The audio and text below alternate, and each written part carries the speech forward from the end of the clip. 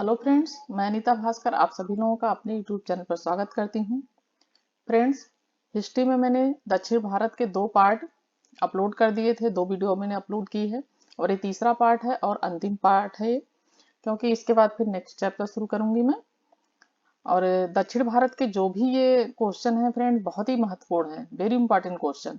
और UGC net है, PGT है, टीजीटी है, सब में एग्जाम में ये क्वेश्चन जरूर आते हैं और थोड़े से इनके शब्द जो हैं थोड़े से कठिन होते हैं, तो हमें कई बार कंफ्यूजन भी होता है और हमें समझने में भी परेशानी होती है। तो जब भी आप फ्रेंड्स वीडियो देखें तो आपसे निवेदन है कि आप वीडियो पूरा देखें। और 20 क्वेश्चन है इसमें और वेरी इंपॉर्टेंट क्वेश्चन है, और आप पूरा वीडियो देखें तभी आप लोगों को अच्छी तरीके से ये समझ में आएगा और इसमें से क्वेश्चन जरूर पूछे जाते हैं। तो ये तीसरा पार्ट है। चलिए फ्रेंड्स शुरू करते हैं। और फ्रेंड्स, आपसे रिक्वेस्ट है कि अगर आप वीडियो पसंद करते हैं, आपको अच्छा लगता है वीडियो, तो आप उसको लाइक करें, कमेंट करें, शेयर करें और सब्सक्राइब जरूर करें, जिससे कि जब भी मैं नई वीडियो अपलोड करूं आप लोगों तक तुरंत नोटिफिकेशन पहुंच जाए। तो चलिए फ्रेंड्स शुरू करते हैं। और फर्स्ट क्वेश्चन है हमारा, निम्नलिखित में से कौन एक तमिल देश के संगम युग का राजवंश नहीं था? ए है चेर, बी है चोल, सी है पल्लव और डी है पांड्य। तो हमारा राइट आंसर है फ्रेंड्स सी, पल्लव। ठीक, संगम युग का राजवंश ये नहीं था, चेर थे, चोल थे और पांड्य थे। ठीक है, पल्लव नहीं था। ठीक है, सेकेंड क्वेश्चन हमारा फ्रेंड्स, सेकेंड क्वेश्चन में धार्मिक कविताओं का संकलन कुरल किस भाषा में है? ठीक है, किस भाषा में है? ग्रीक, तमिल, तेलुगु, पाली, कौन सी भाषा में है ये कुरल जो संकलन किया गया है? तो हमारा राइट आंसर है फ्रेंड्स बी, तमिल। ये जो कुरल है वो तमिल भाषा में है। ठीक है, जिसमें धार्मिक कविताओं का संकलन किया गया है। ठीक है, थर्ड क्वेश्चन हमारा फ्रेंड, निम्नलिखित तमिल ग्रंथों में किसे लघु वेद की संज्ञा दी जाती है? क्या है ये? लघु वेद। लघु वेद की संज्ञा किसे दी जाती है? वेरी इंपॉर्टेंट क्वेश्चन है, बहुत ही अच्छा क्वेश्चन है ये। तो ये देखिए, ये है नंदी कलम्बकम, बी है कलिंग पुत्तड़ी और सी है पेरिया पुराणम और डी है कुरल। तो थर्ड क्वेश्चन का हमारा राइट आंसर है फ्रेंड्स कुरल। ठीक है, तमिल ग्रंथों का जो संग अभी आपने पिछले क्वेश्चन में भी देखा था उसे, और ये इसमें लघु वेद भी कहा जाता है। ये कुरल को लघु वेद की भी संज्ञा दी गई है, यानी एक यह छोटा वेद। ठीक,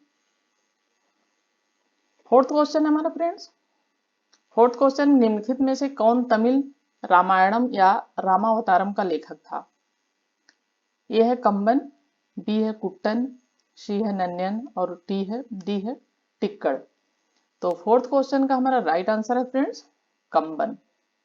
ये तमिल रामायणम या रामावतारम का लेखक था। तो कौन था ये? कंबन लेखक थे, ये कवि थे, ये कंबन। ठीक है, फिफ्थ क्वेश्चन है हमारा फ्रेंड्स, फिफ्थ क्वेश्चन है हमारा, मध्यकालीन मध्यकालीन भारत के सांस्कृतिक इतिहास के संदर्भ में निम्नलिखित कथनों पर विचार कीजिए। एक है, तमिल क्षेत्र के सिद्ध एकेश्वरवादी थे तथा मूर्ति पूजा की निंदा करते थे। दूसरा है, कन्नड़ क्षेत्र के लिंगायत पुनर्जन्म के सिद्धांत पर प्रश्न चिन्ह लगाते थे तथा जाति अधिक्रम को अस्वीकार करते थे। उपयुक्त कथनों में से कौन से सही हैं? केवल एक, केवल दो, सी है एक और दो दोनों, डी है ना तो एक ना तो और ना ही दो। ठीक, तो ये तमिल क्षेत्र के सिद्ध, इसको सित्तर भी कहते थे, एकेश्वरवादी थे तथा मूर्ति पूजा की निंदा करते थे। तो इसमें हम देखते हैं कौन से कथन सही हैं। तो फिफ्थ क्वेश्चन का हमारा राइट आंसर है फ्रेंड्स सी। ठीक है, इसमें एक भी सही है और दूसरा भी हमारा सही है, तो दोनों वर्ड जो है ये कथन सही है। ठीक है, राइट है। नेक्स्ट क्वेश्चन देखते हैं। नेक्स्ट क्वेश्चन है फ्रेंड्स हमारा, सूची फर्स्ट और सूची सेकंड को सुमेलित कीजिए और नीचे सूचियों को दिए गए कूट से सही उत्तर चुन का चयन कीजिए। ठीक, सूची फर्स्ट, सूची सेकंड, ये है गुप्त, बादामी, चंदेल, पद्मलय, चालुक्य, खजुराहो और डी है पल्लव, देवगढ़। तो हमें इसमें मिलान करना है। 6 क्वेश्चन का जब हम मिलान करेंगे तो हमारा राइट आंसर आएगा ए। ठीक है, हमारा राइट आंसर आएगा ये। जो ये गुप्त हैं ये देवगढ़ से संबंधित हैं। ठीक, ए का 4 है। चंदेल जो है ये खजुराहो से हैं, जो खजुराहो में की मूर्तियां बनी हैं। ठीक, ये गुप्त हैं जो ये देवगढ़ झांसी। और चालुक्य जो हैं वो हैं बादामी। चालुक्य, इनकी राजधानी भी रही है बादामी में। और पल्लव जो है ये पद्मल है। ठीक, तो हमारा राइट आंसर इसमें मिलान करने पे आ जाएगा ई। नेक्स्ट क्वेश्चन देखते हैं। ठीक है, 7th क्वेश्चन हमारा निम्नलिखित में से कौन सा एक प्राचीन भारत में व्यापारियों का निगम था? चतुर्वेदी मंगलम, बी है परिषद, सी है अष्टदिग्गज और डी है मणिग्रामम। तो 7th क्वेश्चन का राइट आंसर है फ्रेंड्स हमारा डी, मणिग्रामम। भारतीय व्यापारियों का, प्राचीन भारत में व्यापारियों का एक निगम था ये था मणिग्रामम। ठीक, 8 क्वेश्चन हमारा फ्रेंड्स, दक्षिण भारत का प्रसिद्ध तक्कोलम का युद्ध, कौन सा युद्ध? यह है तक्कोलम का युद्ध। ठीक है, ये कौन सा युद्ध है? यह है तक्कोलम का युद्ध। तो ये हुआ था, यह है चोल एवं उत्तर चालुक्यों के मध्य, बी है चोल एवं राष्ट्रकूटों के मध्य, सी है चोल एवं होयसल के मध्य या डी चोल एवं पांडवों के मध्य। ठीक है, तो हमारा राइट आंसर हो जाएगा 8 में बी, चोल एवं राष्ट्रकूटों के मध्य। ये तक्कोलम का युद्ध हुआ था चोल के बीच और राष्ट्रकूटों के, चोलों और राष्ट्रकूटों के मध्य हुआ था। ठीक है, वेरी इंपॉर्टेंट क्वेश्चन है और इसे आप ध्यान रखें, बहुत ही अच्छा क्वेश्चन है ये। 9th क्वेश्चन है हमारा फ्रेंड्स, चोल साम्राज्य को अंततः किसने समाप्त किया? महमूद गजनवी ने, बख्तियार खिलजी ने, मोहम्मद गौरी ने या डी मलिक काफूर ने? तो 9th क्वेश्चन का हमारा राइट आंसर है फ्रेंड्स डी, चोल साम्राज्य को मलिक काफूर ने समाप्त किया था। मैंने थोड़ा सा डिटेल ले लिया था क्योंकि इसमें से 1-2 क्वेश्चन आपके और बन जाते हैं। चोल साम्राज्य को अंततः अलाउद्दीन खिलजी के सेना नायक, ये मलिक काफूर कौन था? अलाउद्दीन खिलजी का सेना नायक था। काफूर ने अपनी दक्षिण विजय के दौरान समाप्त किया था। इसका स्पष्ट विवरण अमीर खुसरो की प्रसिद्ध कृति खजाइन उल खुतूब, ये देखिए आपके 2 क्वेश्चन इसमें से बन रहे हैं। एक तो एक जो पुस्तक है ये किसकी है? ये अमीर खुसरो की। ठीक, ये भी पूछ सकता है ये खजाइन उल खुतूब किसकी पुस्तक है? तो अमीर खुसरो की प्रसिद्ध कृति है, प्रसिद्ध पुस्तक है। और ये मलिक काफूर किसका सेना नायक था? तो ये जो है अलाउद्दीन खिलजी का सेना नायक था। ठीक है, और दक्षिण विजय के दौरान इसने चोल साम्राज्य को समाप्त किया था। तो इसमें आपके 2-3 क्वेश्चन बन जाते हैं। ठीक है फ्रेंड्स, तो नेक्स्ट क्वेश्चन देखते हैं। 10th क्वेश्चन है हमारा फ्रेंड्स, संगम युग में उदयपुर किस लिए विख्यात था? संगम युग में उदयपुर, ये क्वेश्चन बहुत बार पूछा गया है, नेट में भी, टीजीटी में भी, पीजीटी में, केबीएस में कई बार क्वेश्चन पूछा गया है। संगम युग में उदयपुर किस लिए विख्यात था? पीसीएस वगैरह में भी ये क्वेश्चन मैंने देखा है, आया हुआ है। और मसालों के व्यापार का महत्वपूर्ण केंद्र, कपास के व्यापार का महत्वपूर्ण केंद्र, विदेशी व्यापार का महत्वपूर्ण व्यापारिक केंद्र, आंतरिक व्यापार का महत्वपूर्ण केंद्र। तो 10th क्वेश्चन का हमारा राइट आंसर है बी, कपास के व्यापार का महत्वपूर्ण केंद्र। संगम युग में उदयपुर किस लिए विख्यात था? कपास के व्यापार का महत्वपूर्ण केंद्र था, यह कपास के लिए प्रसिद्ध था उदयपुर। ठीक है, सूती कपड़े ये कपास से ही बनते हैं, तो ये प्रसिद्ध था उदयपुर। ठीक, 11th क्वेश्चन हमारा फ्रेंड्स, पांड्यराज की जीवन रेखा कौन सी नदी थी? ए है गोदावरी, बी है कृष्णा, सी है तुंगभद्रा, डी है बेंगी। तो हमारा राइट आंसर है इसमें बेंगी नदी। ठीक है, ये गोदावरी, कृष्णा, तुंगभद्रा ये सब दक्षिण भारत की नदियां हैं और बेंगी नदी जो है वो पांड्य राज्य की जीवन रेखा कहलाती थी। किसकी कहलाती थी? पांड्य जो थे, चेर चोल पांड्य जो थे उसमें से पांड्य की राज्य की जीवन रेखा कहलाती थी बेंगी नदी। ठीक, 12th क्वेश्चन है फ्रेंड्स हमारा, निम्नलिखित में से कौन से संगम पत्तन पश्चिमी तट पर स्थित थे? नीचे दिए गए कूट से सही उत्तर चुनिए। ये है एक है कोरके, दूसरा पुहार, थर्ड है तोंडी और 4th है मुसिरी।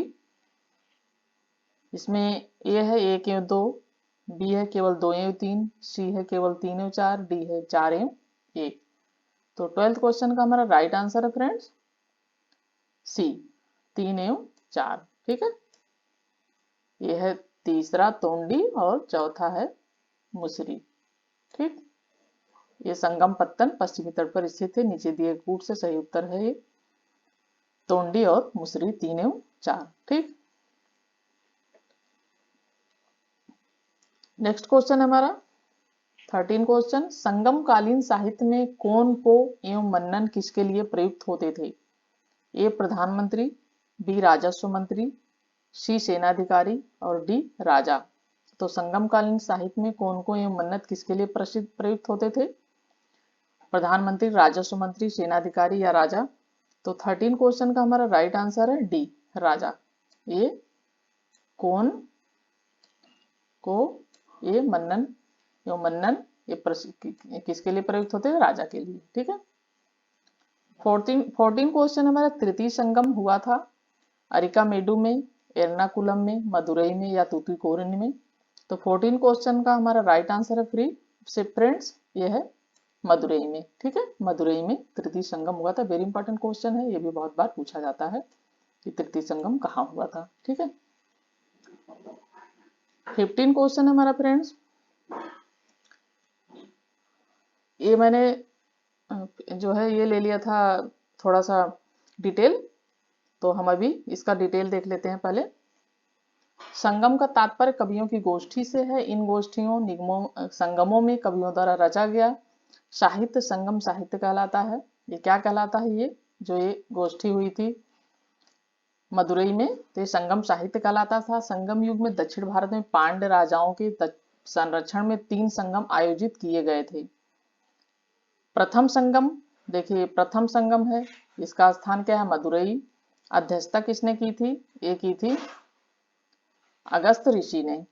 ठीक है, द्वितीय संगम स्थान कपाटपुरम अरलेवाई और तृतीय संगम स्थान मदुरई, अध्यक्षता नकीरर। तो ये तीनों संगम हुए थे और उसकी अध्यक्षता किसने किसने की थी और ये कौन थे, ये सब आप अच्छी तरीके से 2-3 बार रिवाइज कर लेंगे तो आपके और क्वेश्चन भी इसमें से बन जाएंगे। ठीक है,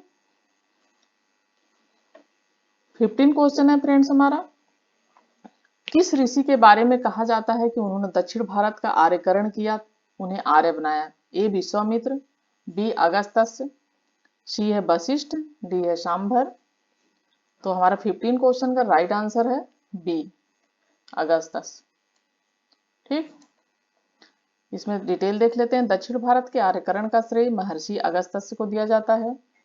इनका जन्म काशी में हुआ था। ये देखिए किसको दिया जाता है? ये अगस्त्य थे और इनका जन्म कहाँ हुआ था? ये भी कई बार क्वेश्चन पूछ लेता है कि इनका जन्म कहाँ हुआ था। तो इनका जन्म हुआ था काशी में, लेकिन ये कहा जाता है कि देवताओं के अनुरोध पे ये इन्होंने काशी छोड़ दी थी और दक्षिण की यात्रा की थी और वहीं बस गए थे और इन्हें तमिल साहित्य के जनक के रूप में जाना जाता है। ठीक, तो इनको तमिल साहित्य के जनक के रूप में जाना जाता है अगस्त्य से जो थे। ठीक है, 16 क्वेश्चन हमारा, सूची फर्स्ट को सूची सेकंड से सुमेलित कीजिए और नीचे दिए कूट से सही उत्तर चुनिए। सूची फर्स्ट, सूची सेकंड, ये है चालुक्य, मदुरई, बी है पल्लव, कन्नौज, सी है हर्ष, बादामी, पांड्य, कांचीपुरम। 16 क्वेश्चन का हमें मिलान करना है और हम मिलान करेंगे तो हमारा 16 क्वेश्चन का राइट आंसर हो जाएगा ए। ठीक है, ए का 3 हो जाएगा, चालुक्य का बादामी है, ठीक, और पल्लव का है कांचीपुरम, हर्ष ये है कन्नौज, इनकी राजधानी थी, हर्षवर्धन की राजधानी कन्नौज थी, और ये पांड्य है मदुरई। ठीक, 17 क्वेश्चन हमारा है फ्रेंड्स, निम्न में से किस चीनी यात्री ने चालुक्यों के शासनकाल में चीन और भारत के संबंधों का विवरण दिया है? ए है फान, बी है हेनसांग, सी है इत्सिंग, डी है मातवालिन। तो 17 क्वेश्चन का हमारा राइट आंसर है डी मातवालिन। ठीक है, राइट आंसर क्या है हमारा? मातवालिन। 18 क्वेश्चन हमारा, किस राजवंश ने उत्तर भारत पर शासन नहीं किया है? ठीक है, किया है नहीं, ये है नहीं किया है, इसे आप अच्छी तरीके से ध्यान दें। ये है चालुक्य, बी है राजपूत, सी है गुप्त, डी है मौर्य। तो 18 क्वेश्चन का हमारा राइट आंसर क्या है? चालुक्य। तो किस राजवंश ने उत्तर भारत पर, चालुक्यों ने उत्तर भारत पर शासन नहीं किया था, इन्होंने सिर्फ दक्षिण भारत पर शासन किया था। चेर, चोल, पांड्य जो भी थे, ये चालुक्य, इनका शासन दक्षिण भारत पर था। ये राजपूत और ये है गुप्त और ये है मौर्य, इनका शासन उत्तर भारत पे हुआ था। ठीक है, तो हमारा राइट आंसर क्या है, ये है, ये चालुक्य। ठीक है, ठीक है फ्रेंड्स, नेक्स्ट क्वेश्चन देखते हैं।